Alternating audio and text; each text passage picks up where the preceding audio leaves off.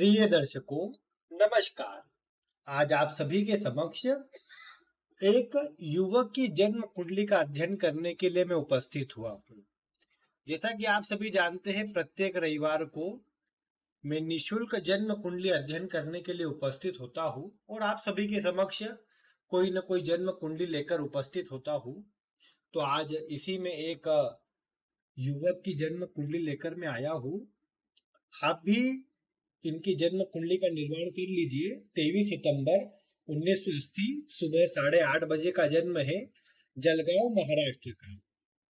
इनकी जन्म कुंडली में बन रहे ग्रह योगों की जानकारी भी मैं आपको दूंगा। कुछ विशिष्ट योगों से अवगत कराऊंगा। किस प्रकार के ग्रह योग जातक को भटकाने का काम करते हैं और किस तरह के ग्रह योग विवाह और वैवाहिक जीवन के लिए अच्छे नहीं होते, आज मैं उसकी जानकारी आपको दूंगा। इसके अलावा चलित कुंडली किस प्रकार आप जन्म कुंडली से बना सकते हैं, किस प्रकार उसे अध्ययन कर सकते हैं, देख सकते हैं, उसकी भी कुछ जानकारी दूंगा। किस प्रकार उसका अवलोकन करना चाहिए, अध्ययन करना चाहिए, उसकी जानकारी आपको मिलेगी। तो आप ध्यान पूर्वक आज की वीडियो के साथ जुड़े रहे। और अगर आप भी अपनी जन्म कुंडली का अध्ययन करवाना चाहे तो प्रत्येक वीडियो में आप अपनी डिटेल्स को कमेंट किया करें। और बाकी अगर आप शीघ्र अपनी जन्म कुंडली का अध्ययन करवाना चाहते हैं तो आप दिए गए नंबर पर व्हाट्सएप पर संपर्क कर सकते हैं। अब आइए बिना विलंब के आगे बढ़ते हैं और इस जातक की जन्म कुंडली का अध्ययन करते हैं। जब आप दी गई डिटेल्स के अनुसार कुंडली बनाएंगे तो कुंडली बनेगी तुला लग्न और कुंभ राशि की। वायु तत्व का ही लग्न है और वायु तत्व की ही राशि है। इसके प्रभाव से जातक अधिक सोचने वाला, अपने अनुसार काम करने वाला, थोड़ा विचारशील ज्यादा होने से व्यक्ति हर फील्ड की नॉलेज रखता है, हर विषय में कुछ न कुछ सीखते रहता है। यहाँ पर जातक का नक्षत्र भी शतभिषा नक्षत्र है। शतभिषा नक्षत्र में जन्मा व्यक्ति भी हर फील्ड में अपने ज्ञान को बढ़ाता रहता है। और ये भी देखने को मिला है कि ऐसे व्यक्ति के अंदर बहुत से अच्छे गुण होते हैं। नई नई टेक्नोलॉजी के बारे में सीखना, नए नए ज्ञान को अर्जित करना ऐसे व्यक्ति के स्वभाव में होता है। तो ये अच्छी बात है। तुला लग्न का होने के कारण स्वभाव में आराम पसंद जीवन, थोड़े ऊंची महत्वाकांक्षा होना, लग्जरी में जीवन जीने की चाहत होना, सुखों में जीवन जीने की चाहत होना ऐसे व्यक्ति के स्वभाव में देखने को मिलता है। यहाँ पर देखिए, लग्न का स्वामी शुक्र दशम भाव में बैठा हुआ है, राहु के साथ बैठा हुआ है। शुक्र राहु की युति को आप जानते हैं लंपट योग कहा जाता है।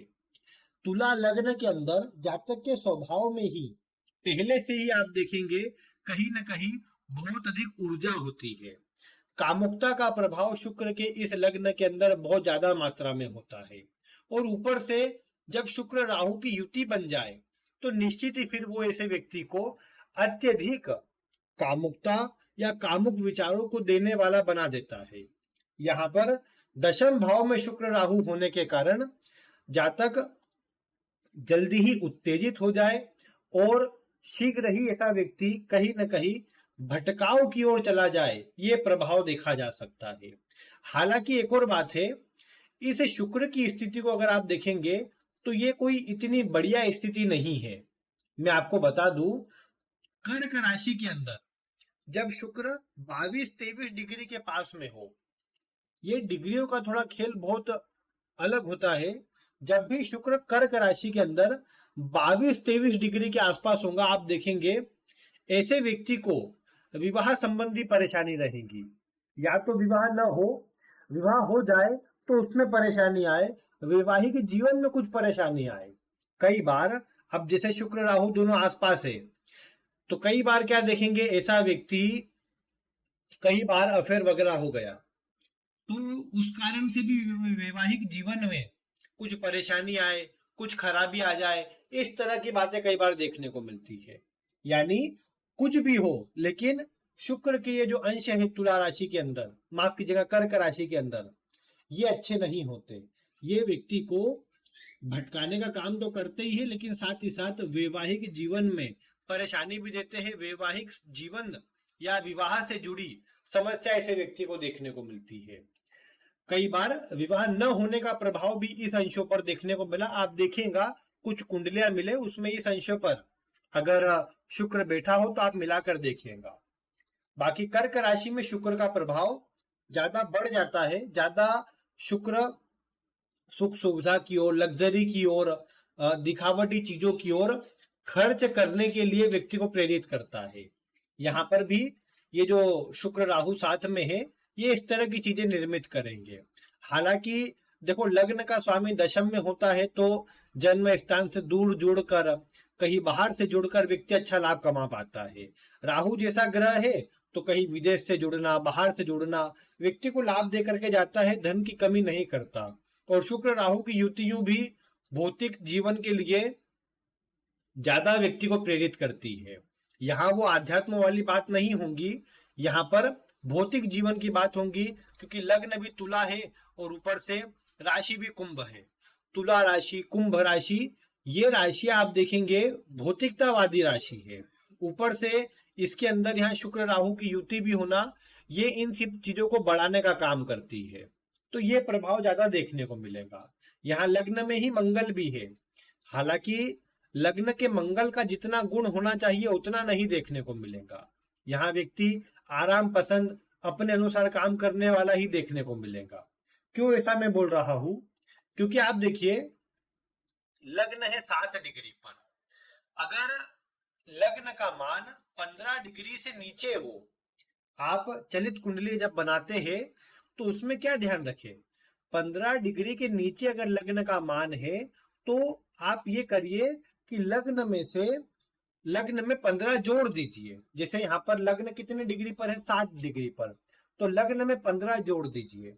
15 जोड़ेंगे तो कितना हो जाएगा, 22 हो जाएगा।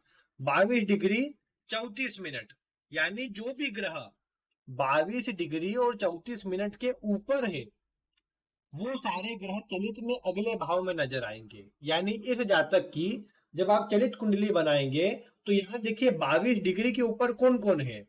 22 के ऊपर ये मंगल है, यानी मंगल दूसरे भाव का फल देगा। राहु केतु भी देखो, केतु ये 24 डिग्री पर है, इसलिए केतु पंचम भाव में आएगा। ये दोनों की दोनों, क्योंकि देखो शुक्र जो है 22 डिग्री और 58 मिनट पर है और लग्न 34 पर है, तो 58 ऊपर है, तो राहु और शुक्र दोनों के दोनों यहां नजर आएंगे चलित कुंडली में। गुरु 12वें भाव में नजर आएगा, बुध लग्न में नजर आएगा। तो कहने की बात यह है कि बहुत सारे ग्रह बदलते हुए नजर आएंगे और इन ग्रहों के बदलने का प्रभाव जातक के जीवन पर अवश्य देखने को मिलेगा। अब जैसे लग्न में मंगल है, ठीक है, मंगल क्रोध देगा, जातक को बोल्ड बनाएगा, जातक कहीं ना कहीं थोड़ा शीघ्र क्रोधित हो जाने वाला, थोड़ा अपने अनुसार काम करने वाला होगा। लेकिन यहाँ पर वो जो कर्मठता वाला मंगल के गुण आने चाहिए वो नहीं आएंगे, क्योंकि मंगल जा रहा है दूसरे भाव में। ये फिर व्यक्ति के अंदर बोलकर काम निकलवाने वाले गुण आ जाएंगे बुध के कारण, क्योंकि बुध लग्न में आ जाएगा और बुध का प्रभाव बोलकर अपनी वाणी से काम निकलवा लेना, कैसे भी लोगों को बातचीत में लेकर अपना काम करवा लेना, उस तरह का गुण प्रदान करता है।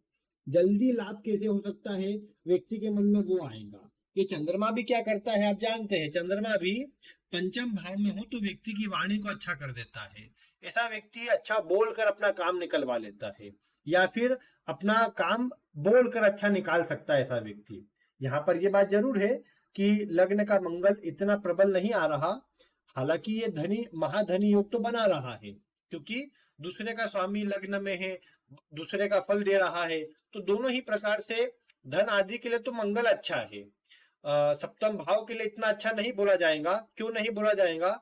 क्योंकि सप्तम का स्वामी, जब भी आप ये देखिए कि जो लग्न संधि होता है, संधि किसे कहते हैं, जो 15 डिग्री आपने जोड़ा तो जो अंश आए उस अंश के आसपास जो भी ग्रह बैठे हो वो लग्न संधि के आसपास माने जाते हैं और वो इतना अच्छा प्रभाव नहीं दिखाते।